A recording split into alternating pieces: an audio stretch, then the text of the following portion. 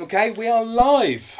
Hello, ladies and gentlemen. Welcome to another exciting edition of Top Hat Chat Live. Tonight, I am joined by my regular co-host, Mr. Street, and a man who some of you may worship, the Orb.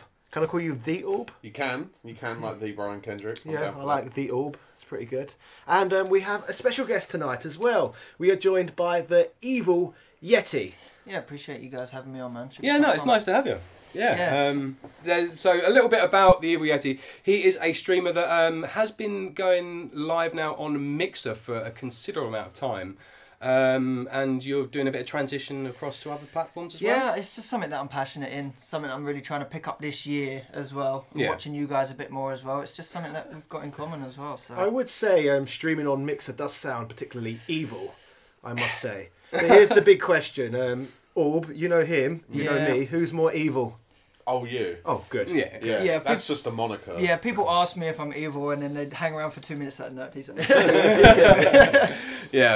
but you'll get to know Yeti throughout this stream. The guy's an absolute hero. And later on, we'll be moving over to twitch.tv/Top Hat Chat for the main stream, where we'll be going live for a considerable amount of hours, where the Evil Yeti is actually going to do a couple of runs of Resident Evil 2, and you'll get to see his prowess at the game. I think that's an appropriate way of putting that out. Yeah, I'd say. One quick comment. Can we stop referring to the other stream as the main stream and this is the pre-stream? No. I find that offensive to this stream.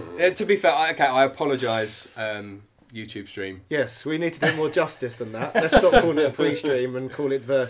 we'll call the other stream the post-stream. Post-stream. Yeah, I suppose post sounds fine. Well, does that sound offensive to that stream? Then call that a post stream. That makes it sound like the afterthought, and that's the one we play for 6 fucking hours. Let's just call it a YouTube stream and a Twitch stream. That sounds fair enough, doesn't it? Yeah. Okay. Right. We'll do that. That's fair. So a few people popping in. Lion Secrets here. Alan Leon says hello. Olafson says I'm in. Wonderful. Pre-stream is offensive, says Lion Secret. I'll trust your judgment. He's a YouTube guy then, right? Yeah. And who's the new guy? This is the Evil Yeti. We've just introduced him. You were late, so it's your fault. But we'll do a second intro later. So yes, anyway, today, before the audience get too angry because we're dragging out the intro for too long, we are going to be talking about the Mad Box, a games console which is apparently in development, which is being produced directly to compete against both the PlayStation 5 and the Xbox 2. Two systems that do not even actually exist. Yeah, there's like no information on either. Really, so it's kind of hard to make a console. If I was going to make a console that's going to compete with those, I wouldn't know where to start. But these guys certainly do. Apparently. Yeah. Allegedly.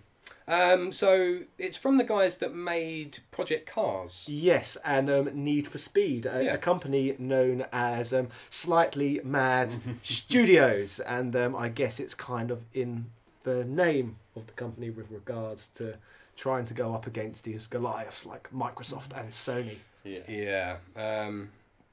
Do you think it's going to work?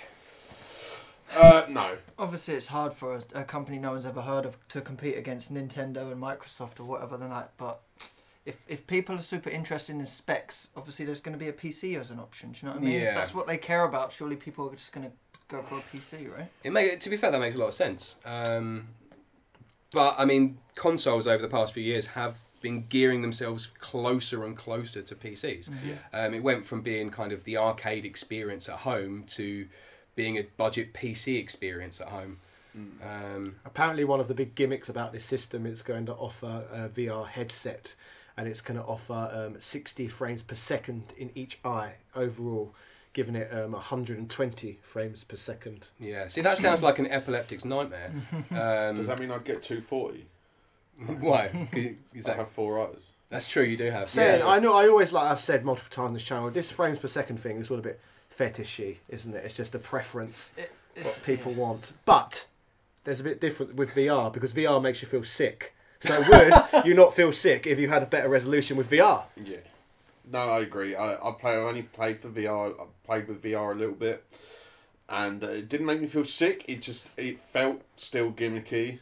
Yeah. And I think that's the biggest problem that you're going to have with introducing it as your major selling point at this point in time when it's not developed enough. I think is that their main selling point that they're looking for? Is that what they're advertising the most? The fact that it's heavily for VR? Well, it's been announced a few days ago, and that seems to be one of the things they've been going on about how powerful it is and what it can do with VR. But another fact we need to talk about with regards to this system, there is a major reason in which we need to acquire one of these systems or procure one of these systems, and that is the fact that it is a British-made platform. It's going to be a British system. For the people, by the people. Exactly. Nice. Brexit means Brexit. And that's what they should call it. The Brexit. Brexit. The Brexit box. The Brexit box, yeah. That would be good. Although I wonder if Jacob Rees-Mogg could take him to court for stealing the word Brexit from him that he cherishes so dearly. Have you seen that Simpsons meme, what's always been posted about regarding Brexit? No. It says, so you can keep your economics... It's got Mr. Burns, and it says, so you can either choose to keep your economic stability, or you can have what's in this mystery box instead. And box! What's the box? So maybe the mad box is what was inside the mystery box. Oh, so you're saying that because you voted for Brexit, you've given us a new games console? Exactly, yes. See, that's the kind of narcissism that we love on this channel. Yeah, and no surprise where it originates from. So yeah, the Mad Box seems quite interesting. I mean, I did watch a few videos recently talking about the fact that Microsoft, in their next generation console, will be looking more and more at VR. Because they pretty much skipped it, whereas PlayStation went for it. And they were going to try and release some VR type stuff for the Xbox One, but decided to wait it out and see how it kind of panned out. And now they're kind of like embracing it a bit more with their development. So maybe that is the way that it's going to go. And so if this comes to fruition, well, we're not even going to say where it comes to fruition. How do you think it's going to pan out? What's your theories regarding this? I mean, it was only a few months ago that we were talking about on this channel. The Google jumping into the console market. Yep, that's going to be happening apparently. So are we going to get to a point where there is 4 consoles again that we have to choose? I really hope so. 5. Don't count out Nintendo. Or are you saying Microsoft are going to leave the console market? No, I'm saying Nintendo a secondary thing now. They've stopped trying to compete on its own level, and Nintendo only compete with its predecessor. You really believe that they're doing that? You actually believe them when they say that? Because I don't. That's their excuse. I think they're competing with their predecessor. So what Surely they're doing not. is they're looking at what's happened before, and they're like, how can we make this better? What can we do new? I agree with that's the spin they're putting on it, but at the end of the day, a games console is a games console. It doesn't matter what sort of games it offers. Every platform is just simply competing for your time. So which system is competing for your time? It's still a games console. It's still direct competition, no matter whether they deny it or not.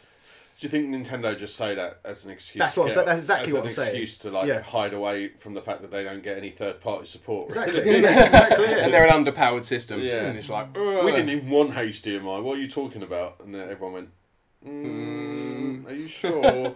And they went, yeah, no, we're sure. And then eventually went, no, did we say that? What we meant to say was we're embracing HD. We run at 720p. And everyone else like, 720p? Are you sure? They released a 720p console at the time when everyone was trying to get 4K console. Yeah. Like they're 2 full steps behind. Yeah, it's pretty crazy. Yeah. But I think, I just think it's Nintendo's arrogance in a way, because they're the last of the granddaddies still going.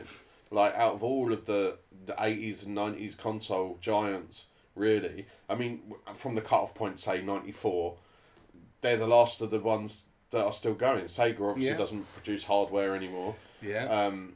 Atari doesn't really produce anything anymore. No.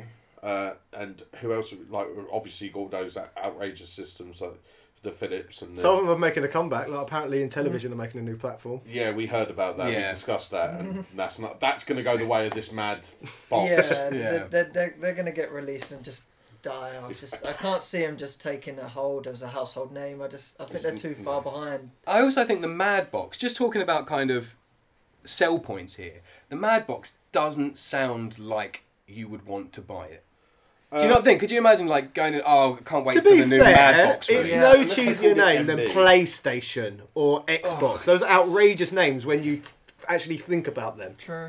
Yeah, fair enough. Yeah. But we're so familiar with them by now. Yeah. Like PlayStation, when you consider that it was meant to be, it was first released in 1994, it was like an edgy sort of adult product. The only reason it was called a PlayStation in the first place, because it was originally, wasn't it, a Nintendo add-on, so giving it a really Fisher-Price name made sense.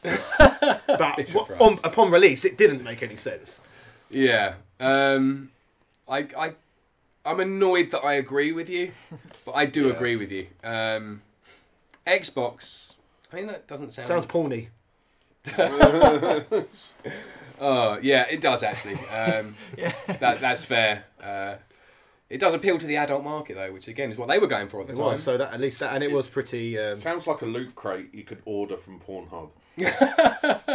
What would come with that? No, it's I not. don't know. We'll leave That's another that. Yeah, maybe to improve our audience though, because we did try and stream on everything, and now we've got a mixer stream on as well. Maybe we start doing Pornhub streams. Can we stream on Pornhub? Is that a thing? We could. I'm not sure how many views we'd get, to be honest. A 4. bunch of vaguely strange-looking bearded men sitting on a sofa talking about games. Yeah. If we play like an NES, we could just do 4 white dudes sodomise old Japanese bitch, and it's just us playing NES. Anyway, too much. We're going to cut this back. Yes. Anyway, you were telling me prior to the stream your theories regarding the Mad Box and how it compares to products of the past. So tell us your thoughts. I think it's going to go the way of the what was it called? The all I can think of is Mad Cat's Mojo. What is it called? The Ouya. No, not the Ouya. The other one I was thinking of as well. The handheld, the Gizmondo. Gizmondo. Oh. I think it's going to go the Ouya Gizmondo route of it's going to come out and it's definitely not going to be what they said it was going to be. And everyone's going to go, we don't really want that. Gizmondo, who are they? Yeah, exactly. See, I am personally wondering whether it's going to end up ever coming out at all, whether it's just all conjecture. I can't even get the words out now, but you know what I mean. Yeah, it was words. It's them just kind of throwing stuff out. It feels to me very Conix Multi-System, which was a British platform I covered before on the channel, which was apparently supposed to offer a lot of bells and whistles. That too, this was back in the 80s, was supposed to be the most powerful games console ever made, and it never saw a release, and it come with all sorts of nonsense. Well, it would have done. It would have come out with a steering wheel, a motion chair that moved around, like foot pedals. It was just so many gimmicks were attached to it. And it got cancelled altogether. In fact, it did kind of lead to one thing, because it was part of Project Flare, which eventually morphed kind of. I think it was Flare 2 actually, Flare 1 or something like that. I'm getting confused now, but anyway, the last big British-made console was the Atari Jaguar. And that we all know how that went. Yeah, and the Conix Multi-System is kind of an ancestor of the Atari Jaguar. It's a strange one. It's really annoying. I mean, if you look at other powerful systems, because it seems like they're marketing themselves as a powerful system. If you look at stuff like the Neo Geo and the FM Towns Marty, you know, they didn't sell well because they were too expensive. What else we looking at? CDI as well? There's so many of that era, yeah.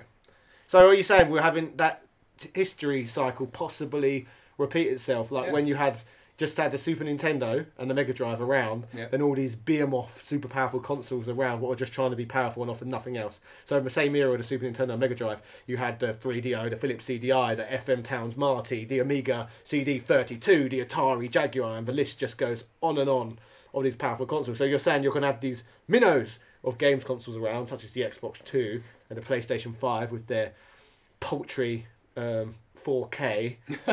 And then these ultra powerful big systems no one wants to buy because they're too expensive, like the Mad Box and the Google system and whatever other tripe they decide to release. What do we think the price point's going to be? That's what I was going to say. Do we know sort of what the price is for the console? Well, I mean, Sony and Microsoft release at... They make profit on all of their systems, a decent amount of profit. A smaller company is probably going to have to make, more or less profit, do you think? It's a hard one. Yeah, they're going to have to take a loss, I think, to get any traction. Yeah, I mean, Xbox are still kind of almost taking loss now, just because the amount they're pumping into everything and buying out studios and stuff like that. Like, they're not making a massive amount of money, and that's their three consoles into a console war, and they're not really making profit. I have a feeling if this not thing a massive amount, was to see a release, it'd be like £1,000 or something. It would just be ultra. They would promote themselves as the high-end console. Yeah. If they want to take that angle again, I'll be interested for people to part with their money when they could go and spend that much money on a PC. If that's what they care about is performance and the hardware of a computer and a console, they're probably going to buy a PC if it's that sort of money, right? Yeah. I mean, it would be stupid not to. I mean, for £1,000 you can buy a pretty decent PC. You know, and it's going to stay that way. I can't see there being any options I can't see anything that would drag me away from either Xbox or PS4. I mean, as gamers, the idea of a new console coming out and being a good one at that's exciting. I just can't see it being as a household name anytime soon, like an Xbox. Another thing me and all were talking about just prior to this stream as well, about how it reminds us of a lot of things we see going on in pro wrestling over the years, when all these promotion startups saying they're going to beat the WWE. And then none of them do. No. I do. I think unless you've got silly money behind you, it's almost it's a silly idea to try and get involved in something like the console market. It's bloated. Like your 2-3 consoles that are your main go-tos, they have 100% of the market share. There's no one going, I want a different console. I think there is a way. It's finding a niche. Like if you find the right niche, then maybe you'll hit a sweet spot. But trying to become the most powerful system in the world, that is just insane when you're competing with companies with the money Microsoft and Sony have got. And doing it for the same price as an Xbox console or whatever. Which they wouldn't be able to do. Too much more expensive, surely. No, they can't. They simply couldn't produce it for as cheap as what a big company could produce it for. Yeah, they can't. It doesn't even seem possible, does it? I mean, in the Xbox rumours at the moment, it's the fact they're actually going to be releasing 2 consoles. There's a streamer sort of discless one. I mean they're releasing. Apparently they're releasing an Xbox One discless system to bring cost right down, and it's kind of a toe in the water for releasing that on release date and having a disc system at an increased price point and a discless system that they can sell on budget. So if they're thinking, well, actually, maybe people are looking at their budgets and kind of thinking, well, actually, we're going to put less into it, you know. I have just thought of one potential plot twist in all of this. Go on. What if... Is it crazy? What if... It could be crazy. Good. What if the Mad Box is the Google console and Google's the big money backer we don't know about? Then we're going to see a new player because Google have got the funds to make it a thing. Could be the case, couldn't it? And it will have integration with all of Google's services, so they'll end up putting things like... Maybe putting YouTube and other things off of old consoles again. You can only use YouTube on our console, and people go, "Oh, okay, right, then yeah." And they've got the sort of the clout business-wise to make those deals with third-party developers to keep people interested. Yeah, I think that's the only way it's going to work. Yeah, I mean, I'd be surprised that they've got, you know, Project Cars money's not going to go that far. No. Let's be honest. No. Yeah, but if Google are the backer, they could be. Which could be. It does, yeah, like you said, that's not really enough to fund something like that. Those games. Although you'd think they'd throw that out into the public space pretty quickly to make it from going from an obscure piece of crap to something that is actually viable. It makes it a bit more legitimate as soon as you hear a company like that. Or maybe it's like a Dragon's Den style pitch to Google. Back us, we will do well. Look at Project Cars, but I don't want to look at Project Cars. Well, that sort of thing does happen quite a lot, doesn't it? Like, let's go back to the Atari Lynx. That was originally the Epic's Handy, and it was a games console which was put forward to Nintendo to market as a handheld, but then they got to Tokyo. Again, Lynx is another games console developed by like indie people. They took it to Nintendo, and Nintendo showed them the game. Was like, actually, no, we've already got this. We're going to release it shortly. So they then ended up taking a platform over to Atari, and Atari somehow ended up extorting them out of the product completely and making it their own. That's an interesting story. Basically, they managed to give them a sort of time frame in which they had to have the Lynx ready by, and it was unrealistic. So they never managed to get the Lynx out in time for their deadline. So then Atari could sue them, and then they took everything. That was what's his bloody face? Jack Trammell. What, you mean my mate, Jack Trammell? Yeah. Yeah, that name that I should definitely know. Say it like we all know who Trammell is. He was the CEO of Commodore. Ah, okay. Right. I should definitely know who that is. And then after that, he became the CEO of Atari. Christ, so he's got a track record, he's a big name. He's got a good track record. Yeah, that's what I'm saying. Guy. I'm hiring him. But he's thought of as one of the biggest villains in gaming history. He's like Hitler or Stalin of gaming. He's like Billy Mitchell. He's bigger than He's bigger than Wolf. In fact, we need a Jack Trammell picture back there. To be fair, I'd prefer that. It's a bit more obscure. I prefer Well, How could Jack Tramiel be more obscure than Billy? Let's see what the comments have got to say. They probably. We'll come back. That's a future straw poll. All I'm saying is we're not Yeah, having I the think Jack Tramiel picture until we have a Peter Molyneux one up there. All right. Greatest villains in gaming. Yeah, we need a Dave Perry one up as well. Yeah. Well, yeah. Once he puts one of us on his. Has he actually released any videos yet? Sorry, I know I'm completely changing the subject, but I feel like It's we've kind of exhausted related. We this. talked about British gaming. So Yeah. it's kind of related. Yeah, has he actually released a video yet? He did. He just uploaded the video a couple of weeks ago with him sitting next to two of the bikini babes, bouncing up and down, singing "I wish you a Merry Christmas." No, I wish you a Perry Christmas.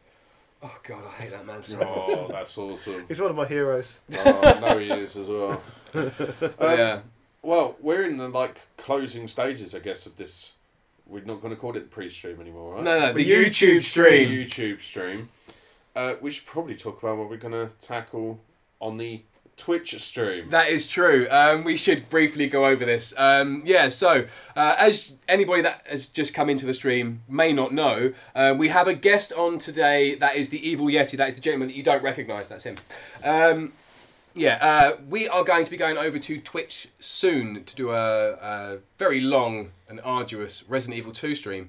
And the Evil Yeti is going to be playing this extensively. He's pretty good at this game, as far as I'm aware.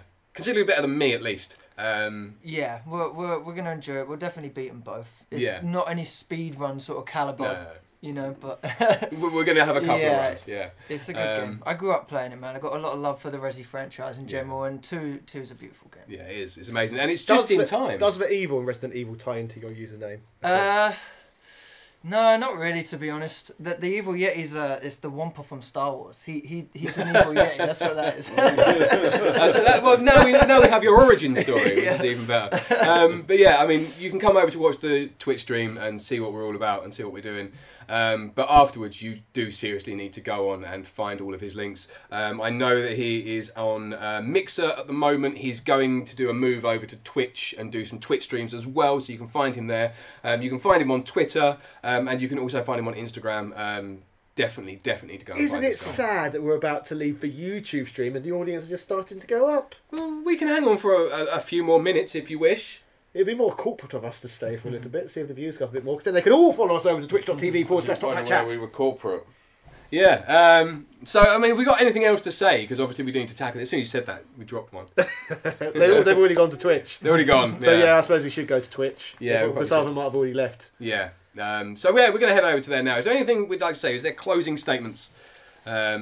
Good luck to that console company.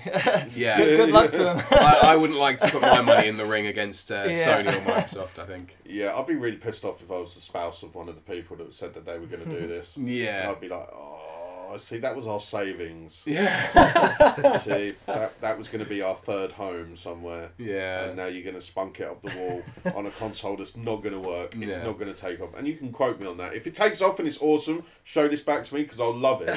That I got it wrong and it's going to be... But I can almost guarantee it's either not going to come out or it's going to come out and it's going to bomb. Yeah. It would do well if they hire me as the mascot for the system. No. They're trying to hit as... You know... It's very British, isn't it? Yeah, but then they'd have to release a game about you, and I don't really want you any more in my life than what you are now. At the once or twice a week I speak to you. And also having you in VR would be unsettling. I think it would be decent because I'm both mad and a box. Why are you a box? Because I'm a square. You are square. You are square. You are a square. Yeah, I'm not anyway. denying that. Anyway, do you want to do an outro? Who wants to do an outro? I'll do it. Go on. So, ladies and gentlemen, follow us over to twitch.tv/TopHatChat for a whole evening of apparently one of the most evil games on the information superhighway, Resident Evil 2. So tune in for that. I hope you have a spooktacular evening. Yeah. Cheerio.